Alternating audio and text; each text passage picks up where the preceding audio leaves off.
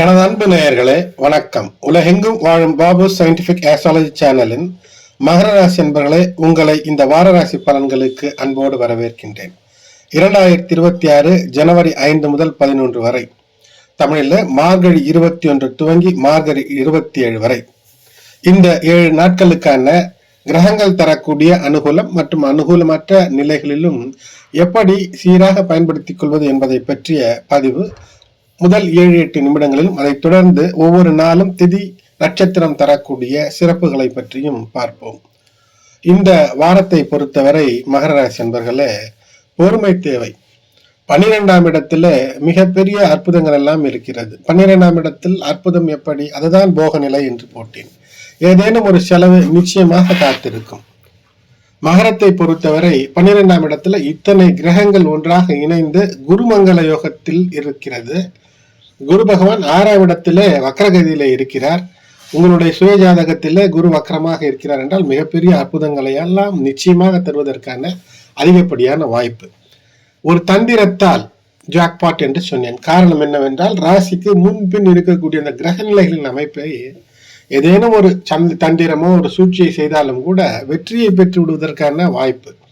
அதற்காக தந்திரத்தோடு மற்றவர்களுக்கு கெடுதல் தேவையில்லை, உங்களுக்கு கெடுதல் வராமல் நீங்கள் பிழைத்துக் கொள்வதற்கான யோசனையோடு இருக்க வேண்டும். அது மட்டுமல்லாமல் வாரத்தினுடைய செவ்வாய் புதன் வியாழனிலே அஷ்டம நிலையில சந்திரன் வருவது ஆகையினால நீங்கள் சரியென்று நினைப்பது தவறாகவும் தவறென்று நினைப்பது சரியாகவும் போகக்கூடிய பல நிலைகள் ஏற்படும். ஆகையினாலே அவற்றிலே கவனமாக இருக்க வேண்டும்.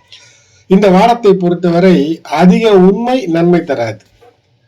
அதேபோல் வாரத்துல உங்களுடைய நல்ல தன்மைகளை எல்லாம் மற்றவர்கள் பயன்படுத்தி கொள்ளக்கூடிய அமைப்பு இருக்கும். இதிலே கவனம்.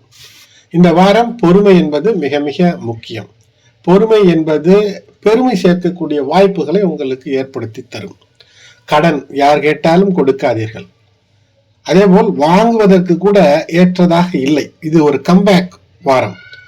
அதாவது தொடர்ந்து 3ஆம் இடத்துல சனி பகவான் இருப்பதும் 2ஆம் இடத்துல ராகு இருப்பதும் ஒரு கம்பேக். உங்களுடைய வாழ்க்கையில இதுவரை இருந்த விஷயங்களிலிருந்து பின் சென்றிருந்த விஷயத்திலிருந்து இப்போது முன்னேறி பழைய நிலைக்காவது மீண்டு வர வேண்டும் என்ற முயற்சி எடுக்கும் போது அந்த நிலையை தாண்டி வெற்றிக்கான நிலையை அடைய ஏதுவாக இருக்கக்கூடிய அமைப்புகளில் இந்த வாரத்துல சற்று கூடுதல் கவனம்.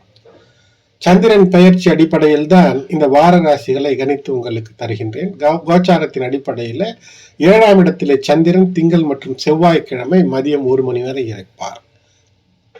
ஆகையினால் இது ஒரு சுகத்தை அள்ளித்தரக்கூடிய, நினைத்த விஷயம் பார்ட்னர்கள் இணை துணை வழியாக உங்களுக்கு இல்லத்திலே ஒரு சுப நிகழ்விற்கான வாய்ப்பு சிறப்பெல்லாம் இருக்கும்.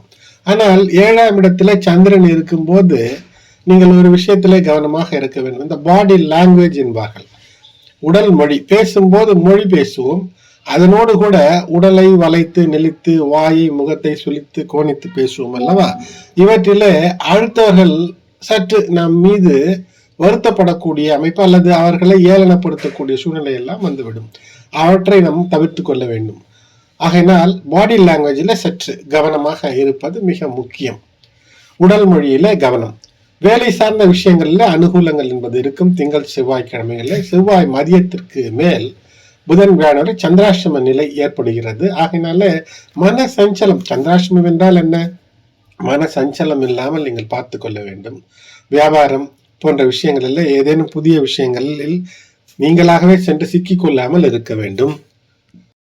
திருமணத்திற்கான வாய்ப்பு ஏற்படும். மகர ராசிக்கு 8ஆம் வீட்டிலே கேது இருக்கிறார். பரபரப்பான வேலைகளுக்கு மத்தியில மனதை அமைதிப்படுத்திக் கொள்வதற்கு உங்களுக்கான நேரத்தை ஒதுக்கி கொள்ள வேண்டும். ஏனென்றால் மன அழுத்தம் இருக்கும். திடீரென்று கோபப்படக்கூடிய சூழ்நிலைகள் உருவாகும். சோர்வாக இருக்கக்கூடிய நேரங்களில் அதை எப்படி சீர் செய்வது என்று யோகா தியானம் என்ற விஷயத்தில் ஈடுபடுவது, வாரம் முழுக்க சுகாதாரமான நிலைகளிலே இருப்பது, சுகாதாரமான விஷயங்களில் மட்டும் ஈடுபடுவது, உணவு பழக்கமானாலும் கூட நல்ல பழங்கள் காய்கறிகளை உண்பது, உடற்பயிற்சி சிறிதளவில் உடற்பயிற்சி, யோகா தியானம் எல்லாம் சிறப்பை ஏற்படுத்தும். குடும்பத்தை நிர்வகிக்கும் பெண்களுக்கு மகிழ்ச்சிகரமானதாக இருக்கும். செலவுகள் சமாளிக்கக்கூடியதாகவே இருக்கும். அதிக பணம் கிடைக்கக்கூடிய வாய்ப்பு என்றாலும் செலவு சற்று கூடுதலாக இருக்கும். மூலதன செலவுகள் தரக்கூடிய வாரம் என்று வாரம் மட்டுமல்ல, இந்த வருடமும் கூட இனிமேல் மூலதன செலவுகள் நிறைய இருக்கும். அதற்கேற்ற வருமானமும் இருக்கும். அதனால் செலவுகள் கூடுகிறது என்று வருத்தப்பட தேவையில்லை. மகர ராசியை பொறுத்தவரை செவ்வாய் 6ஆம் தேதி மதியம் கிட்டத்தட்ட 12:17 PM முதல் வியாழக்கிழமை 8 மாலை 6:39 வரை சந்திராஷ்டிரம். ஆகினால் புதிய வேலைகளை துவங்காமல் இருப்பது, செய்யக்கூடிய வேலைகளிலே சற்று கூடுதல் கவனத்தோடு இருப்பது சிறப்பை ஏற்படுத்தும். நீண்ட நாட்களாக தடைபட்டிருந்த விஷயங்கள் வியாழக்கிழமைக்கு பின்னராக துவங்கும் போது அது முடிவடையக்கூடிய அமைப்பு என்பது இருக்கும். வம்பு வழக்குகளிலே ஒரு வெற்றி என்பது இருக்கும். 6 ஜனவரியிலே சந்திரன் அவர் இருக்கக்கூடிய நிலையிலிருந்து 8 ஜனவரிக்கு வரும்போது கேதுவோடு இணைந்து விடுகிறார். இங்கு கேம துர்ம யோகம் என்ற ஒரு அமைப்பு என்பது ஏற்படுகிறது. இது கேம துர்ம யோகம் என்றால் என்னவென்றால், கிட்டத்தட்ட இந்த சந்திரன் இருப்பது ஏதேனும் தேவையில்லாமல் நீங்களாக சென்று யோசனை செய்யாமல் ஒரு விஷயத்தில் சென்று மாட்டிக்கொண்டால் ஒரு சிக்கலை தரும். கடன் கொடுப்பது, கடன் வாங்குவது, பொருளை இரவல் தருவது, வாகனத்தை இரவல் தருவது, இது போன்ற விஷயங்களில் ஈடுபடக்கூடாது. சிலர் தற்பெருமையின் காரணமாக நம்மிடம் இல்லை என்று சொல்லக்கூடாது என்று ஏதேனும் சொல்லுவீர்கள். அதிலே சிக்கல் ஏற்பட்டுவிடும். கவனம். ஒரு வேலையில இருக்கிறீர்கள் என்றால் மேலதிகாரிகளிடம் கவனம். வரவு அதற்கேற்ற செலவுகள் வைத்துக் கொள்ள வேண்டும் என்று கட்டுப்படுத்த முடியாத விஷயத்தில் சென்று செலவுக்குள் சிக்கிக் கொள்ளக்கூடாது. அதே சமயத்துல வியாழன் பின்பாக சந்திரன் இருக்கக்கூடிய நிலை என்பது பாக்கிய நிலைக்கு வரும்போது அங்கு கஜகேசரி யோகம் என்பது ஏற்படுகிறது. அது அற்புதத்தை தரும். எந்த பிரச்சனையாக இருந்தாலும் தடையெல்லாம் நீக்கி தடைப்பட்ட விஷயங்களில வெற்றியை நோக்கிய ஒரு அமைப்பு என்பது இருக்கும். புதிய விருந்தினர் வருகை அல்லது தேவையில்லாத நட்பு உறவுகளுக்கு தேவையில்லாத செலவு செய்வதை தவிர்த்து கொள்வது மிக நல்லது. உடல் நலத்தை மீண்டும் சொல்ல சீராக வைத்திருக்க முயற்சிகள் எடுப்பது நல்லது. ராகு 2 மற்றும் செவ்வாய் இருக்கக்கூடிய அந்த நிலை, செவ்வாய் என்பது 12ஆம் இடத்துல இருக்கிறார். அவர் மிக விரைவிலேயே அவர் உங்களுடைய ராசியில் உச்சம் பெறுவார். அது மட்டுமல்லாமல் இந்த ராகு 2 இருக்கும்போது பேச்சுல ஒரு ஏதேனும் ஒரு வாக்குறுதியை கொடுத்து விடக்கூடாது. அது மட்டுமல்லாமல் வாரத்தினுடைய அஷ்டம நிலையில சந்திரன் வரும்போது தேவையில்லாத வாக்குறுதிகளை யாருக்கேனும் கொடுப்பது, செய்து தருகிறேன் என்று கொடுப்பதை தவிர்க்க வேண்டும். வேலை செய்கிறீர்கள் என்றால் வேலை செய்யக்கூடிய இடத்துல சிறு சிறு தவறுகள் ஏதேனும் இருந்தால் அது நிகழாதவனும் தற்காத்து கொள்ள வேண்டும். வெற்றி தரும். மாணவர்களாக இருந்தீர்கள் என்றால் மாணவர்களுக்கு உயர்கல்வி, குறிப்பாக உயர்கல்வியில் இருக்கக்கூடிய மாணவர்களுக்கு நல்ல அற்புதமான பலன்கள் இருக்கிறது. விபரீத ராஜயோகம் என்று தலைப்பிலே தந்திருக்கின்றேன்.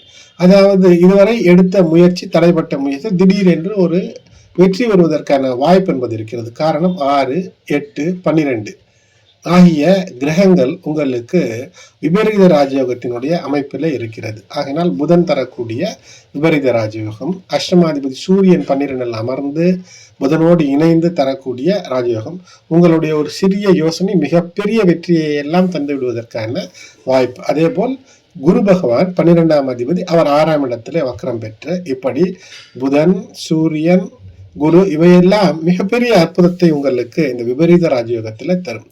ஆகையினால் முயற்சி செய்யுங்கள்.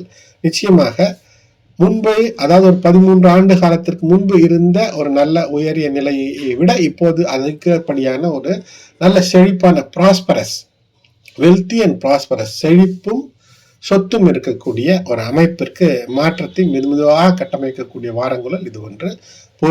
பொறுமை என்பது கடலினும் பெரிது என்பார்கள். அதனால் பொறுமையாகவே எல்லாத்தையும் விட்டு கொடுத்திருக்க வேண்டுமல்ல, பதறாமல் ஒரு விஷயத்தை செய்து வெற்றி பெற வேண்டும்.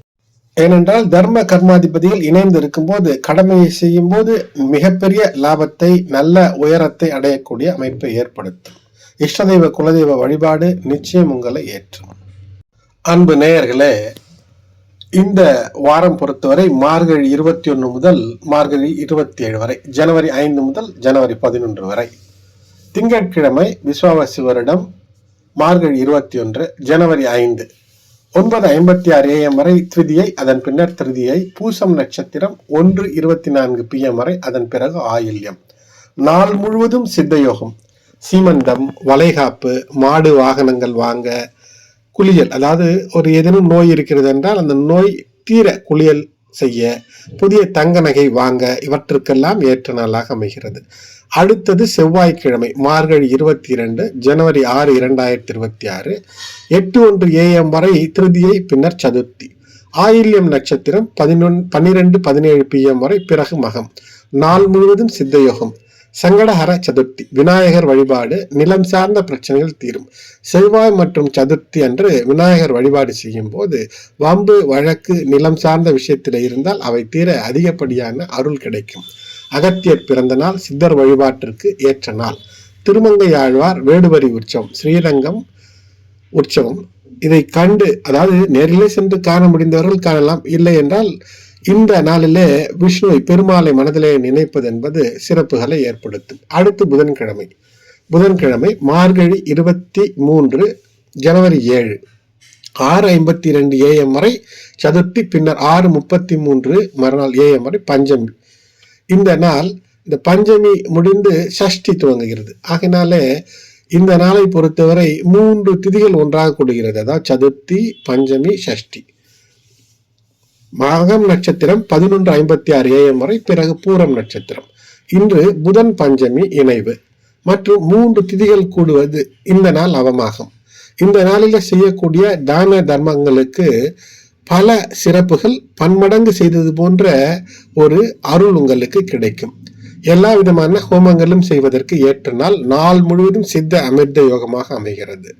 சுப நாள். திருவையாறு தியாக பிரம்மத்திற்கு ஆராதனை, இசை ஞானத்தை ஆராதிக்க ஏற்ற நாள்.